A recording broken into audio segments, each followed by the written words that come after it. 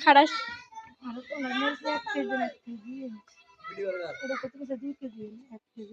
মুচের দাম বেশি তো অল্প কোন ফালসা দাও কোন রুম এই রুম বস্তার ভিতরে ব্যাগ কি খানার রুম না টিভি রুম খানার রুম আপু কো খানার রুম সারবো স্মেল হইবে আমরা কালে গেল মা বাদি এলে খাও তুমি রান্না রান্না সমস্যা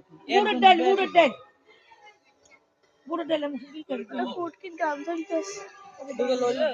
ও তাই হরে দিলে হরে অত দিয়া